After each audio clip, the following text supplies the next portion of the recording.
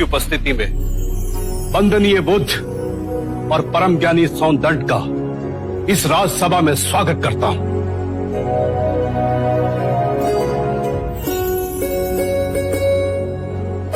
आचार्य सौंदंड की जय! आचार्य सौंदंड की जय! सौंदंड की जय!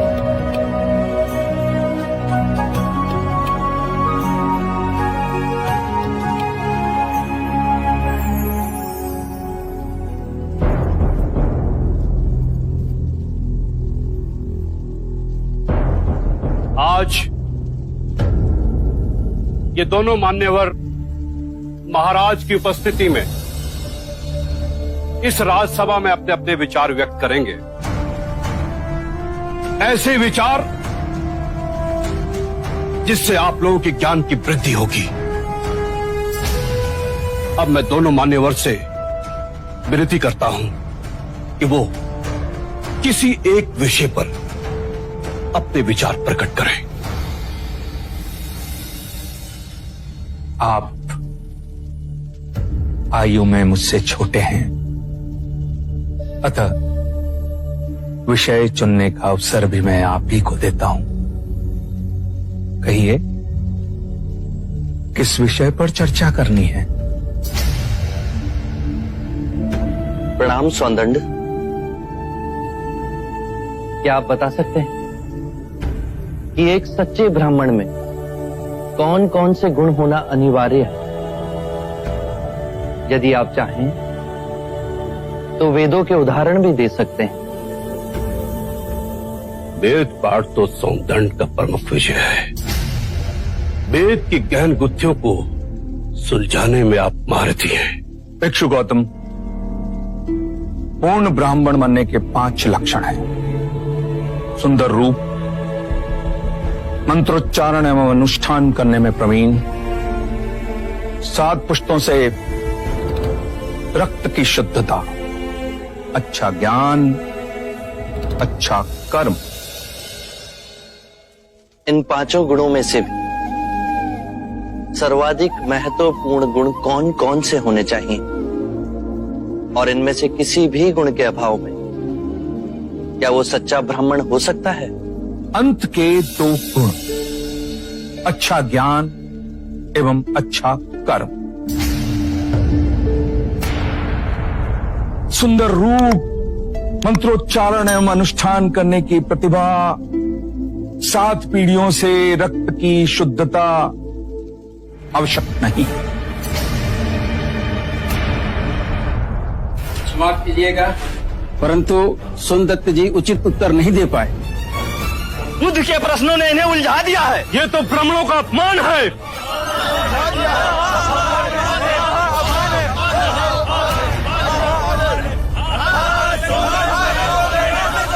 आदरणीय सभागण, यदि आप सौंदर्य में आस्था रखते हैं तो कृपया कर शांत हो जाइए।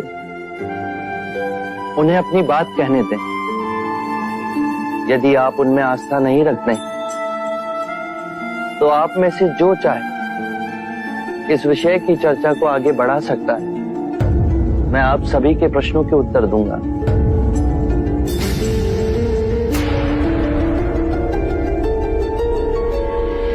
मित्रों, हम सबके बीच में मेरा चचेरा भाई अंगक बैठा हुआ है।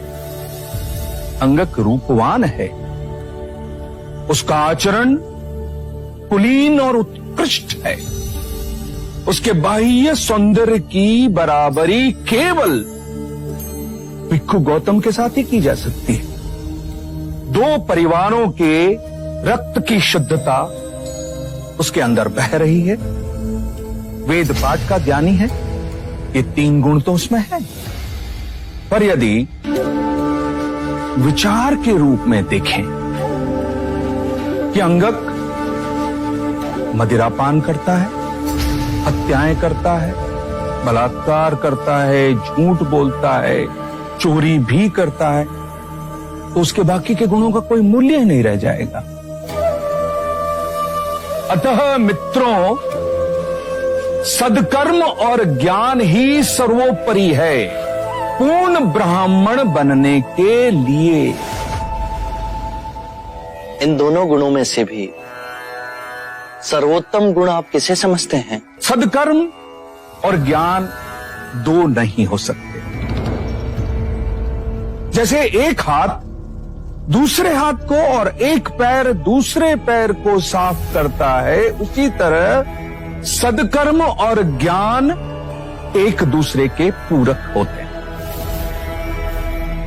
सदकर्म आपके विवेक को प्रकाशमान बनाता है और विवेक से किया कर्म आपको धार्मिक बनाता है, और यही जीवन का गूढ़ मंत्र है। उत्तम, अति उत्तम सोनदन, आप हमारी आशा पे खरे उतरे।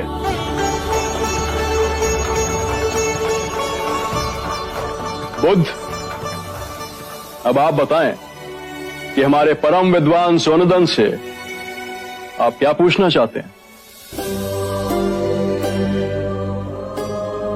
सत्य कहा सोनदंडे आपने। सत्कर्म और ज्ञान जीवन के सबसे मूल्यवान गुण हैं। क्या आप बताएंगे कि सत्कर्म और ज्ञान को उच्चतम कोटि तक कैसे विकसित किया जाए?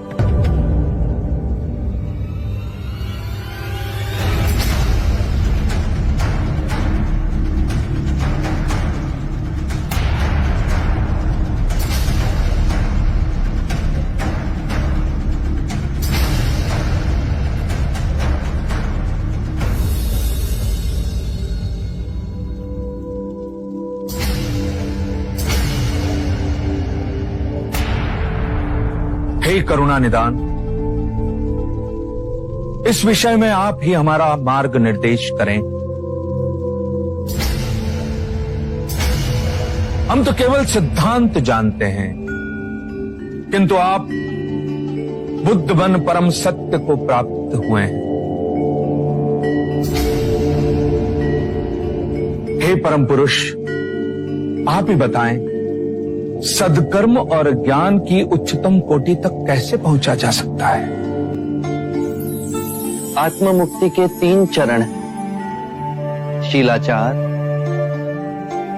ध्यान और ज्ञान।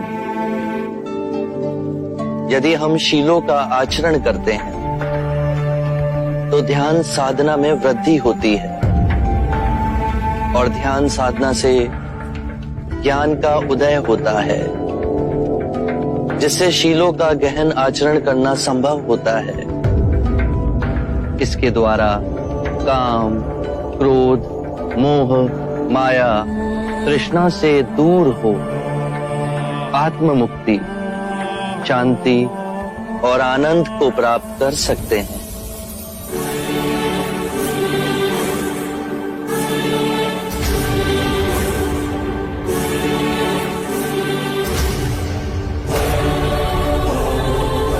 हे करुणा निधि, आपने मेरी आंखें खोल दी, मुझे अंधकार से प्रकाश में ले आए।